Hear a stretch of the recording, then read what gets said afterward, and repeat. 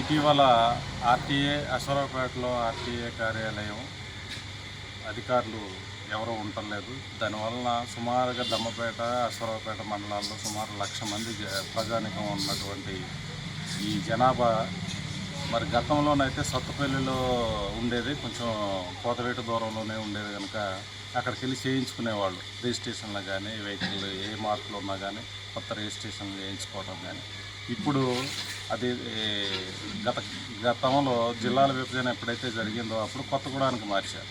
కొత్తగూడెం ఈ 2 మండలాలు కొత్తగూడెం జిల్లాలోకి మారటం వల్ల ఆర్టీఏ అక్కడ ఉన్నటువంటి చాలా ఇబ్బందులు పడుతుంటే అప్పటి స్థానిక ఎమ్మెల్యే గారికి ఇక్కడ ఈ 2 మండలాల ప్రజలు విన్నవించుకోవడం వల్ల దానిని అశ్వరావుపేటలో కార్యాలయం ఏర్పాటు చేశారు. ఒక 2 సంవత్సరాల వరకు వారానికి 2 రోజుల చొప్పున అధికారులు వచ్చేవాళ్ళు మంచిగా జరిగాయి.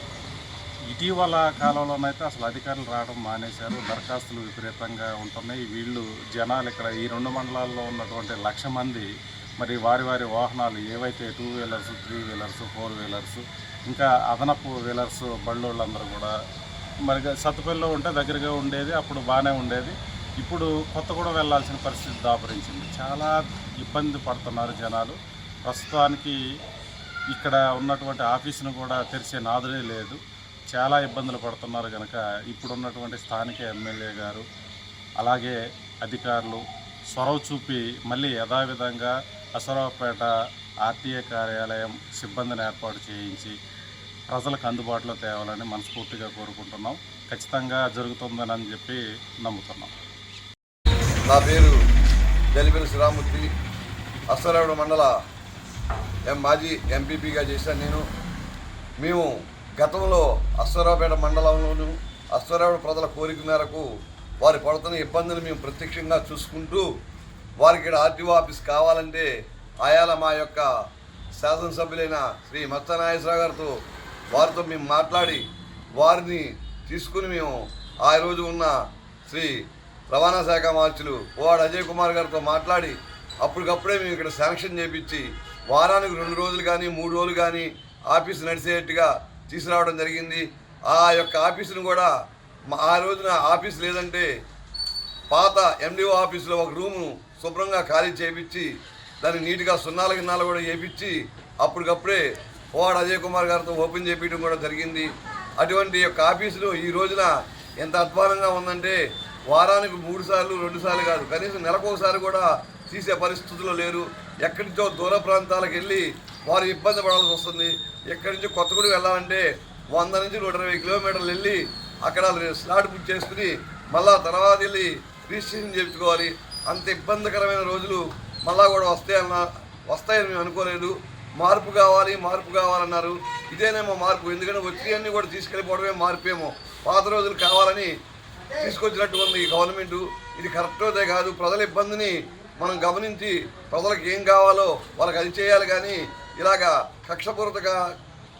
కక్షపూర్వకంగా చేయడం కాదు. ఎందుకంటే అలా బీఆర్ఎస్ గవర్నమెంట్ తీసుకొచ్చింది కాబట్టి ఇవన్నీ మేము దాన్ని మూసేస్తాం.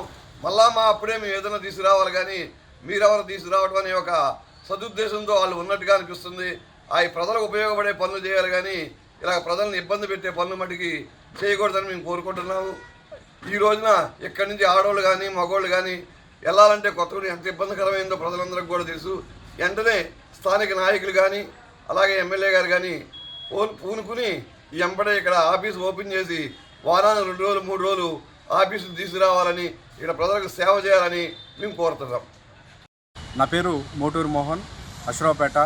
గత ప్రభుత్వంలో ఆర్టీఏ ఆఫీసు మంజూరు అవటం, ఇక్కడ రిజిస్ట్రేషన్ ప్రక్రియ వారానికి 2 సార్లు ఈ చుట్టుపక్కల ఇక్కడ ఆఫీస్ దగ్గర వారానికి 2 సార్లు రిజిస్ట్రేషన్ ప్రక్రియ జరిగేది. కానీ ఈ మధ్యకాలంలో పరిశీలన చేస్తే ఇక్కడ చూస్తే ఆర్టీఏ ఆఫీసు శిథిలావాసులు చేరినట్టు పూర్తిగా తాళాలు వేసి అధికారులు ఒక్కసారి కూడా ఇక్కడికి వచ్చే పరిస్థితి కనిపించట్లేదు. రిజిస్ట్రేషన్ ప్రక్రియ పూర్తిగా ఆగిపోయింది. దీని మీద అధికారులు దృష్టి పెట్టట్లేదు.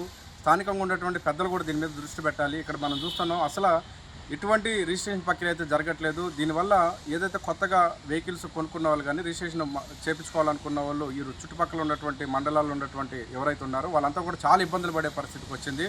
అధికారులు దీని మీద తక్షణమే దృష్టి పెట్టి దీన్ని మళ్ళీ గతంలో లాగా వారానికి 2 సార్లు రిజిస్ట్రేషన్ చేయించే ప్రక్రియ మళ్ళీ ఇక్కడ కొనసాగించాలి. ఓకే.